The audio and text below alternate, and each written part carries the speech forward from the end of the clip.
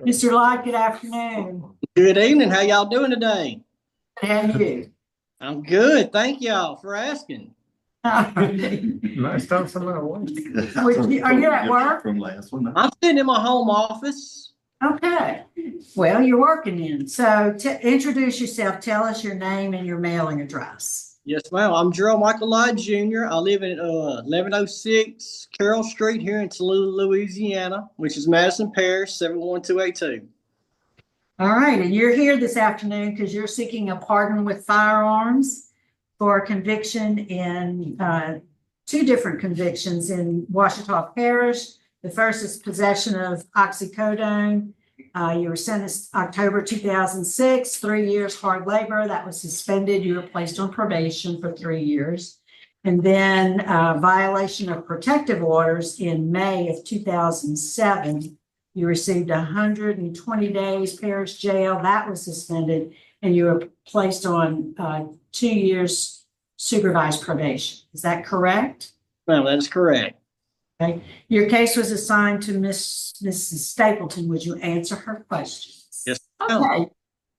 I want to ask you the charges that we're talking about here was violation of a protective order, oxycodone, possession of Schedule Number 2.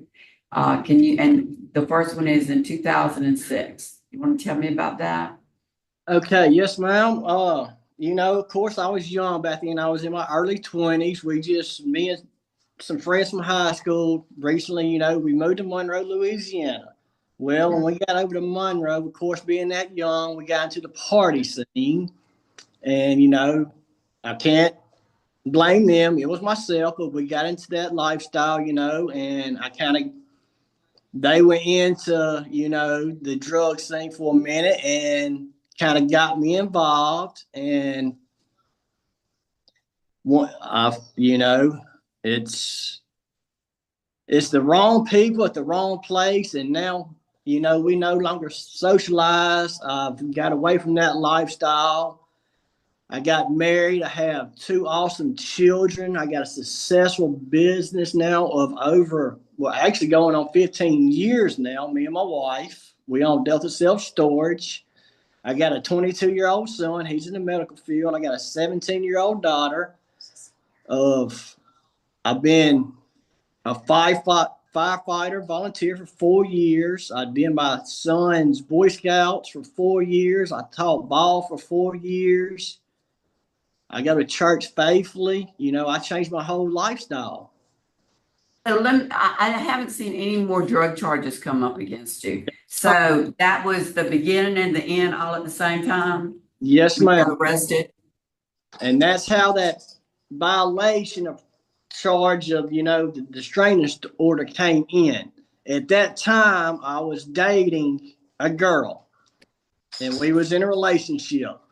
And I was actually going to see her the night I got arrested on my charge.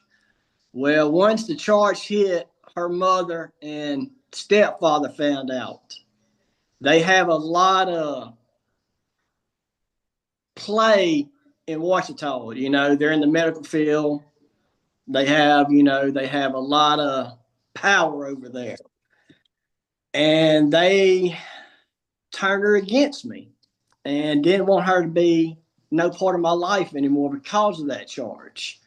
So I was working with Jamie Will Heights Sound Center at the time. I left work to go to lunch. I go to the same spot every day, which was a Chinese restaurant right across the street.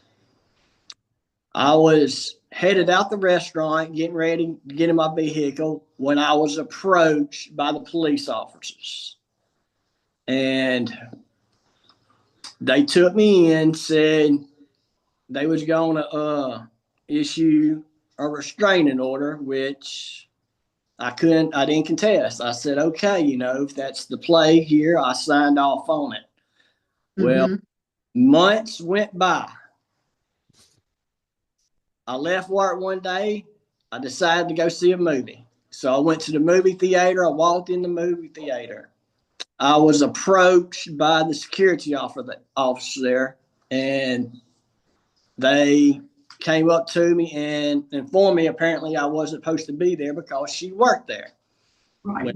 I said, okay, that's fine. I went out to get to my vehicle, and while they was escorting me out, a cop showed up and I was arrested. Okay, so let's clarify that though. When you went to your vehicle was only 4 spaces away from her vehicle. That's a mighty big coincidence. Now, that's way back then, so go ahead and, I can't contest it. Honestly, I didn't. Months went by, so when I realized that she was there and that she actually was still working there, that's when I attempted to leave and I was approached by that security officer. okay, so now, after that, what happened? Did y'all just go your separate ways and no more with each other? I left Monroe. I moved back to Tallulah, and when I moved back here, I got back into welding school, got a welding degree, got offered a job in Hobbs, New Mexico, where I went, worked off there for a while as a welder. Came back, moved to Florida, was working over there, came home to visit, and that's when I met my wife. Yes. 16 years will be together tomorrow because we met that Halloween night. Been together ever since and haven't looked back, haven't even thought of that lifestyle. I got my family in church. We go to church faithfully. And So this lady is gone. She's not a part of your life anymore. Ain't heard from her in years since then. Okay, that's good. Okay, well, that's good because I don't have any opposition from your wife or the victim in this matter. That was the protective order. Somehow or another, they were able to contact that person. I don't have that. You haven't had any more arrests, and I don't have any more questions. Any questions? None. We're ready to vote. Mrs. Stapleton. Yes, sir. Based upon your lack of criminal history, other than those 2 occasions. And it seems to have started and ended with the arrest. My vote today is to grant your pardon with restoration of firearms because it's been 18 years ago. Mr. I concur. Thank you. Freeman, I concur. Thank you. Gillis. I concur. Thank you. Happy Halloween. And my vote today also is the same. So on your behalf, we'll make that recommendation to the governor. Good luck to you. Thank y'all. Y'all have a great rest of y'all's day. You too. And that concludes our business at 1:28. We will adjourn. Yes.